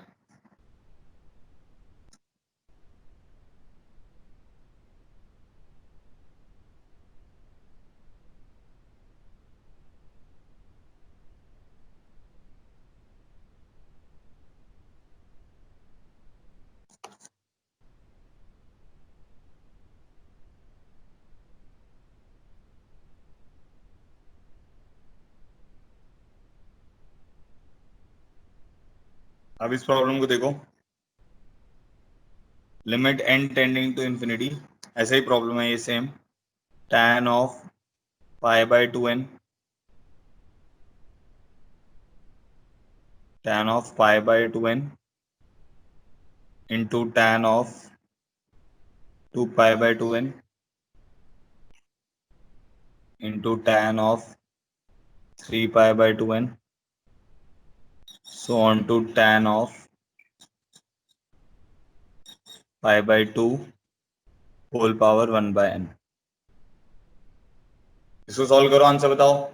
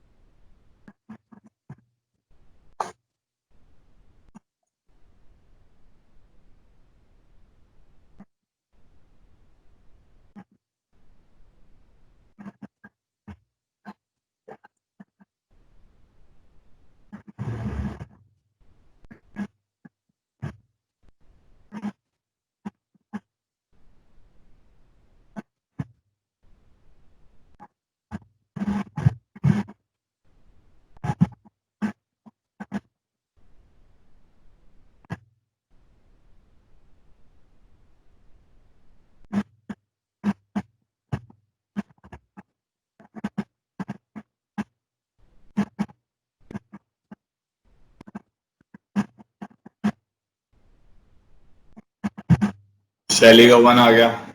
कैसे आया शैली, बताओ क्या किया आपने।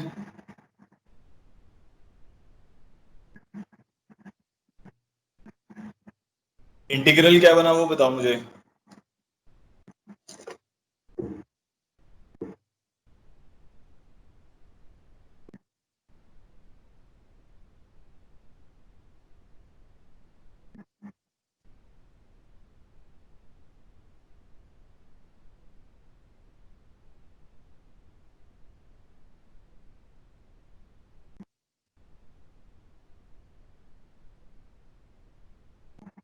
मैं बोल रहा हूँ आपका इंटीग्रल क्या बना वो बताइए। वैभव का भी आ गया।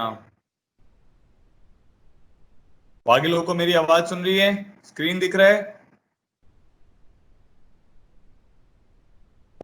Yes sir.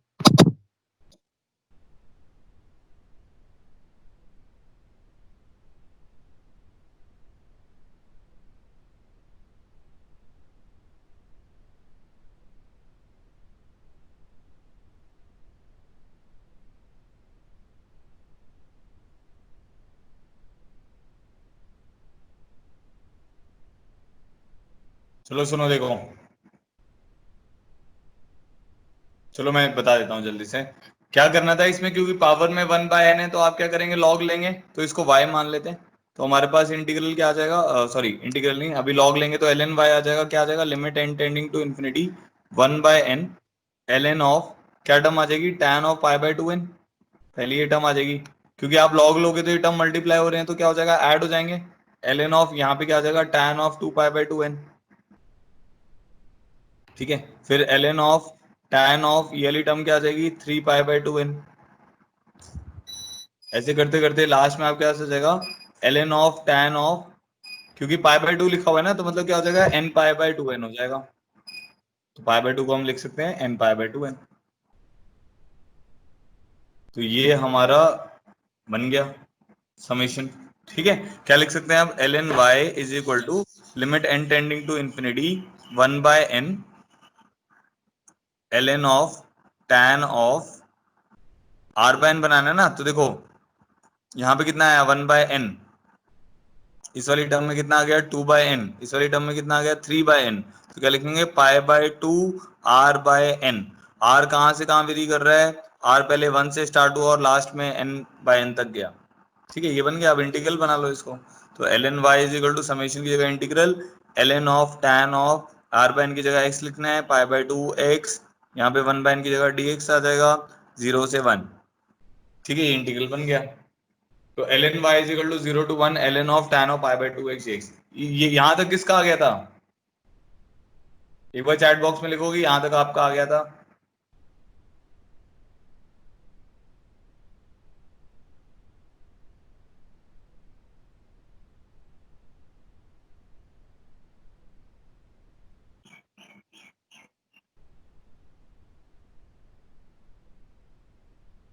ठीक है,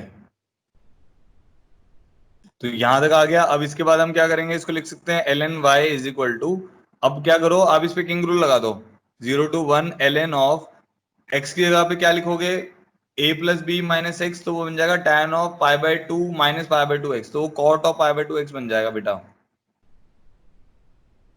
ठीक है, अब इन दोनों को ऐड कर दो तो आगे आ जाएगा 2 l n y is equal to 0 to 1, एक बन गया l n of tan of pi by 2 x, एक बन गया l n of cot of pi by 2 x. तो इन दोनों को जब ऐड करोगे तो वो क्या हो जाएंगे, मल्टीप्लाई हो जाएंगे।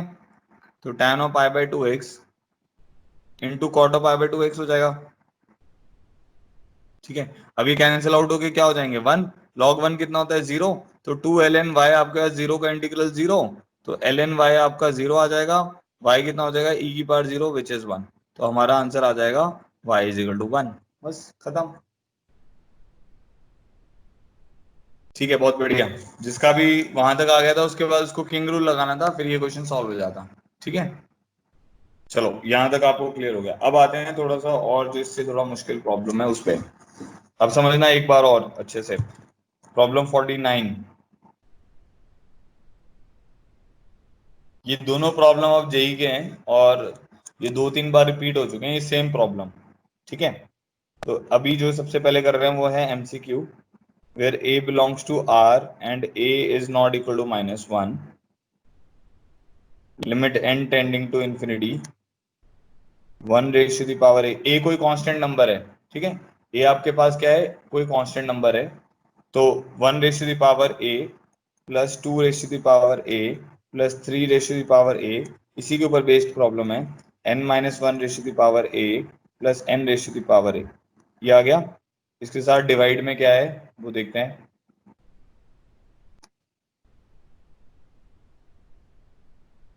तो डिवाइड में है हमारे पास n plus 1 raise to the power a minus 1। ठीक है, और यहाँ पे इसके साथ एक ब्रैकेट है उसमें लिखा हुआ है n a plus 1 n a plus 2 so on to n a plus n bracket close and this value is given as 1 by 60। ठीक है, तो हमें क्या करना है, फाइंड a, और उसके ऑप्शंस दिए हुए हैं 5 7 -15/2 और d -17/2। ठीक है, ट्राई करो इसको एक बार, अच्छा क्वेश्चन है। एक की वैल्यू फाइंड आउट करनी है इसमें। ठीक है, वही लिमिटर सम ही बनाना है, 1 की पावर a 2 की पावर a 3 की power a so on to n की पावर a m प्लस 1 की power a minus 1।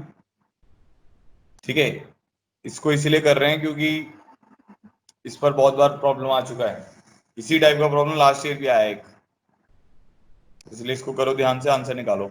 Multi correct है, ठीक है, एक से ज्यादा आंसर है इसके।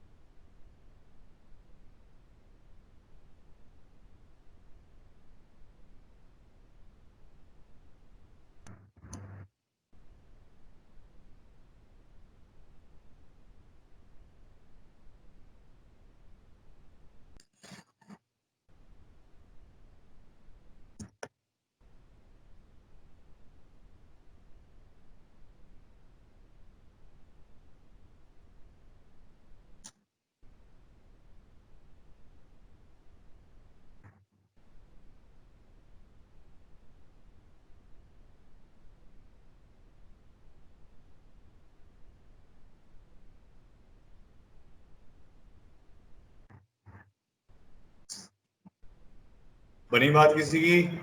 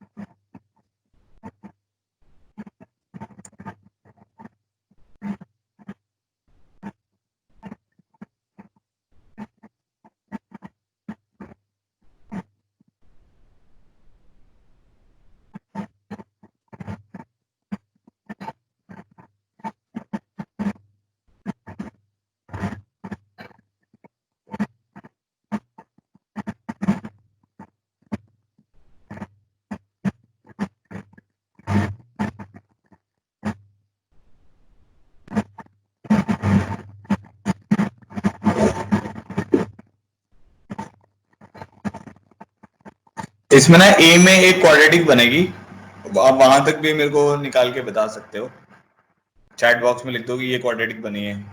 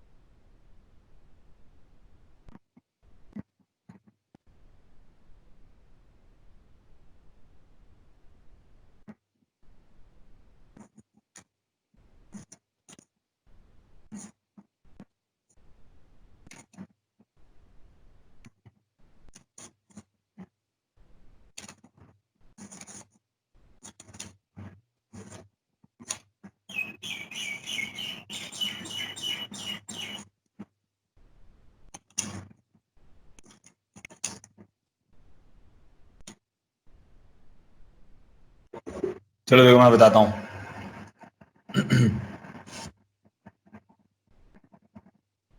चलो ध्यान दो इधर, दो सब, अब सब लोग इधर ध्यान दो। देखो हो क्या रहा है, शैली ने बनाई है क्वाड्रेटिक 2a² प्लस 3a-119। हाँ एकदम सही शैली, आपकी सही बनी है क्वाड्रेटिक। हाँ बस इसके बाद एक दो स्टेप में आंसर आ जाता है। ठीक है, बाकी लोग ध्यान दो इधर, देखो देखो शैली को समझ आ रहा है, बाकी लोग को हो सकता है कम समझ आ रहा हो। कुछ नहीं, इसको समेशन ही बनाना है हमें, वही इंटीग्रल 1/n(f(r)n) वाली फॉर्म में।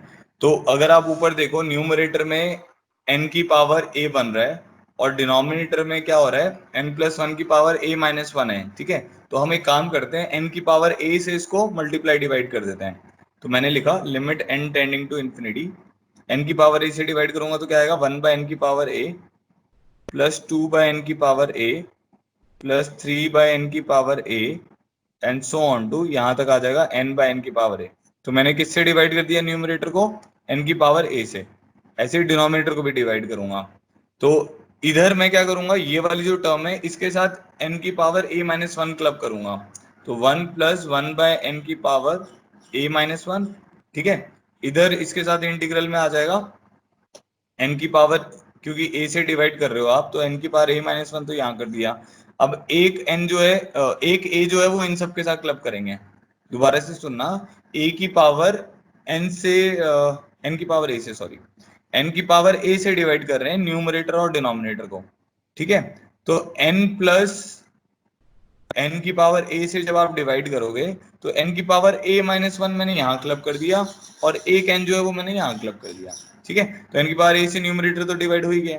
यहाँ पे n की पावर a-1 से जब आप डिवाइड करोगे तो क्या आएगा, 1 प्लस 1/n की पावर a-1। अब एक n यहाँ बचेगा तो आ जाएगा a प्लस 1/n।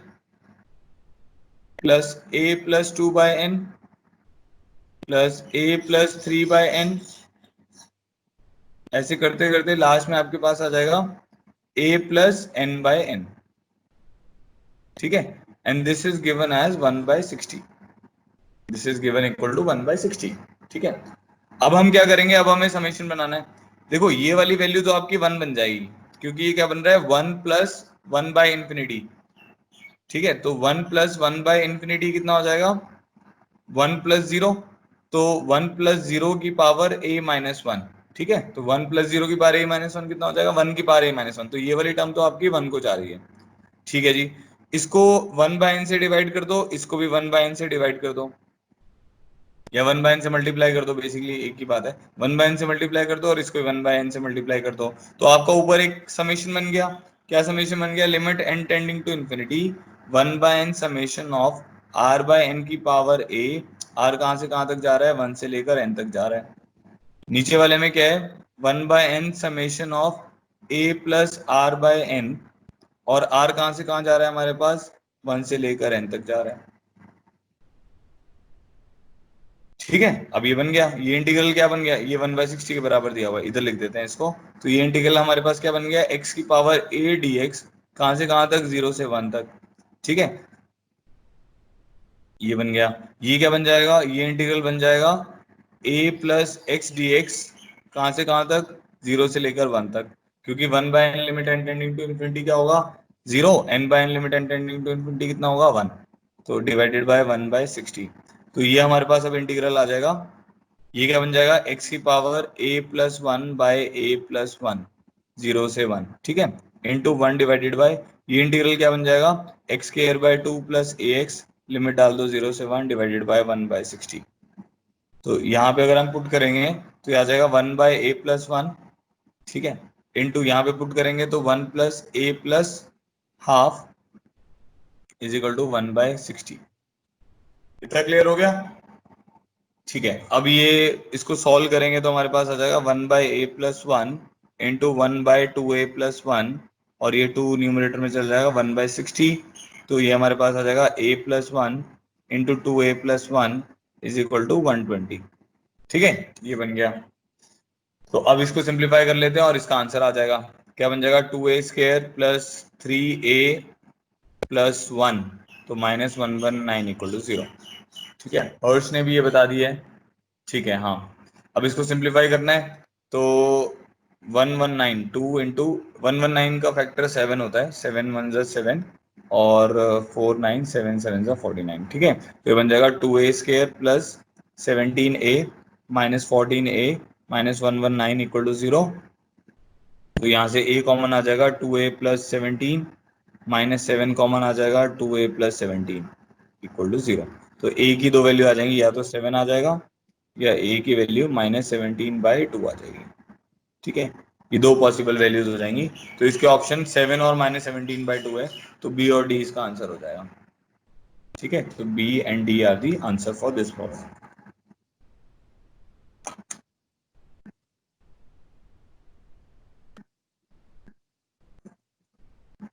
कोई कंफ्यूजन किसी को भी इस बात पे, ठीक है।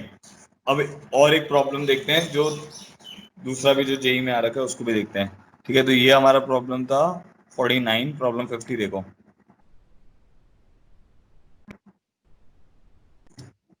ठीक है। सबको क्लियर हो गया यहाँ तक कि कोई कंफ्यूजन है, बताओ मुझे। एक बार इसमें लिख दो चैट बॉक्स में, अगर सब कुछ क्लियर है तो ऑल क्लियर, और या इमोजी बना दो जल्दी से, फिर हम आगे बढ़ रहे हैं।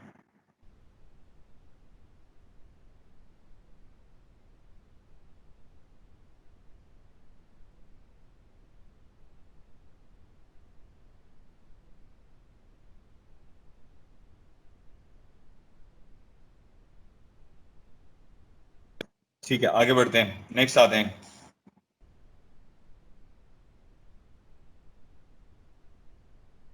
नेक्स्ट प्रॉब्लम है, let s n is equal to k1 to n upon n square plus k n plus k square, ठीक है। ये एस एन दिया हुआ है हमें, इसमें आर की जगह उसने के दे दिया बस, और कुछ डिफरेंस नहीं है। यहाँ पे टी एन है हमारे पास के 0 to n-1 n upon n square plus k n plus k square, same ही टर्म है।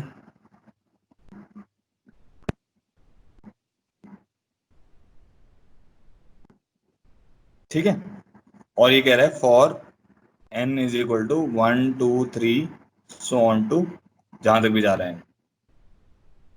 और इसका ऑप्शन दिया हुआ है, ये भी मल्टी करेक्ट है, एमसीक्यू है। S n is less than pi by 3√3, s n is greater than pi by 3√3, t n is less than pi by 3√3, t n is greater than pi by 3√3। ठीक है, तो इसको आप homework में लिख लो, try करना और इसका आंसर मुझे भेजना, या माइक्रोसॉफ्ट टीम के चैट बॉक्स में आप भेज सकते हो। ठीक है, तो मैं चाहता हूँ आप इसको ट्राई कर लो, अच्छा प्रॉब्लम है। एक चीज जो ध्यान में रखनी है, एक तो ना इसकी लिमिट्स चेंज हो रही हैं, देखो ये 1 से n जा रहा है, ये 0 से n-1 जा रहा है, तो इसके कारण थोड़ा सा डिफरेंस आएगा। दूसरा, इसमें limit n tending to infinity नहीं है, तो ये जो इंटीग्रल, ये इंटीग्रल से क्या होगा, इसका कुछ रिलेशन बनेगा। इंटीग्रल से छोटे वाले ये रेक्टेंगल्स बनेंगे एक्चुअली में, चलो हिंट बता देता हूँ। एस एन जो बनेगा वो भी रेक्टेंगल्स बनेंगे, टी एन जो बनेंगे वो भी रेक्टेंगल्स बनेंगे। एक इसमें छोटे वाले रेक्टेंगल्स बनेंगे, एक बड़े वाले रेक्टेंगल्स बनेंगे। छोटे वाले कहने का मतलब वो जो एरिया के नीचे बनते थे, और एक में क्या होगा, वो एरिया के ऊपर बनेंगे। तो आपको वही जज करना है कि कौन एस एन वो रेक्टेंगल्स बन रहा है या टी एन वो रेक्टेंगल बन रहा है। समझ गए? एक उस एरिया से ऊपर वाले रेक्टेंगल्स बनेंगे, एक उस एरिया से नीचे वाले रेक्टेंगल्स बनेंगे। तो इसका जो भी आंसर आएगा आपको मुझे मैसेज करना है। ठीक है, तो ये हो गया आपका limit as a sum topic जो जेई मेंस के लिए। अब एक क्वेश्चन हम कर लेते हैं जो आपका सीबीएसई के लिए मैटर करेगा। ठीक है, और ये भी मतलब 4 से 6 मार्क्स का क्वेश्चन आता है, तो हल्के में नहीं लेना है इसको।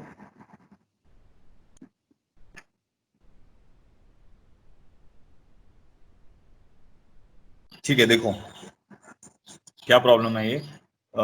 ये प्रॉब्लम आपका 50th प्रॉब्लम होमवर्क हो गया। ठीक है, 51 में है, आपको ये सॉल्व करना है a to b e x d x using limit as a sum, ऐसे लिख देगा वो।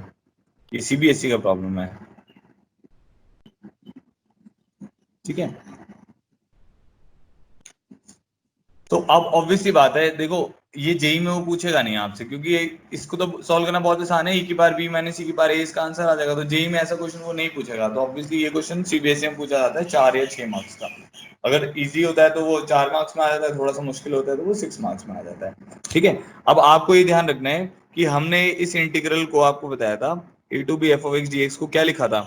इसको लिखा था limit n tending to infinity b minus a by n, वो फॉर्मूला याद रखना है, summation of f of a plus r times of b minus a by n where r varies from, अगर जीरो ले रहे हो तो n माइनस वन लेना पड़ेगा, वन ले रहे हो तो n लेना पड़ेगा, जो आप लेना चाहते हो ले लो, कोई फर्क नहीं पड़ेगा।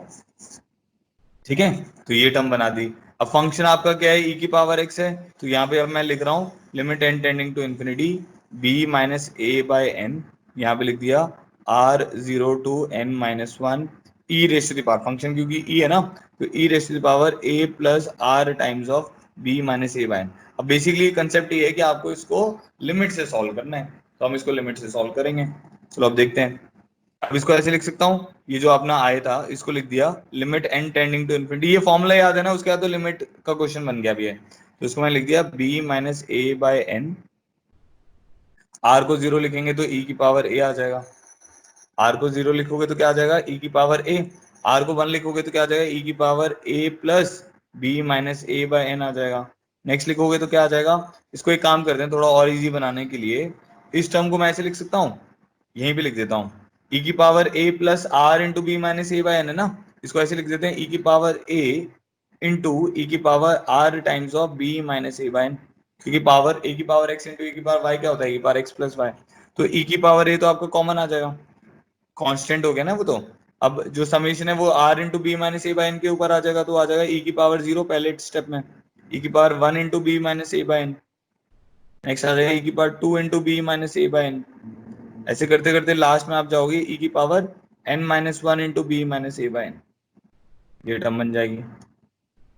ठीक है, तो आपका आई अब किसके बराबर आ जाएगा? आई आपका आ जाएगा limit n tending to infinity e की power a into b minus a by n. अगर आप ध्यान से देखो ये जीपी बन रही है, जीपी बन गई ना, ई की 1 इंटू ई की पावर मान लो एक्स है प्लस ई की पावर 2x, ई की power 3x on to e की power n minus 1x।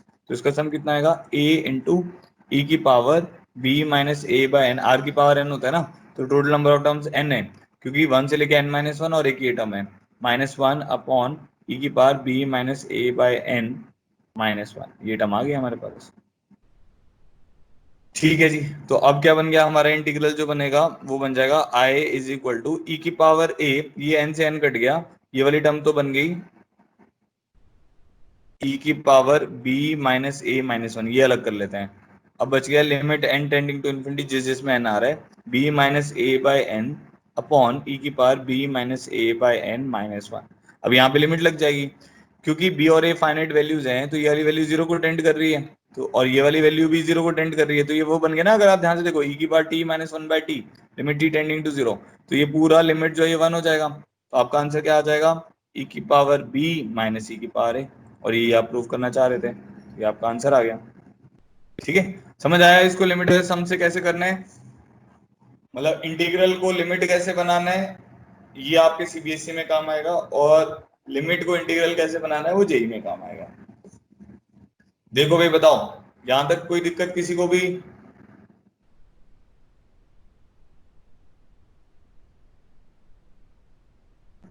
All clear कर दो जिसको भी समझ आ गया है।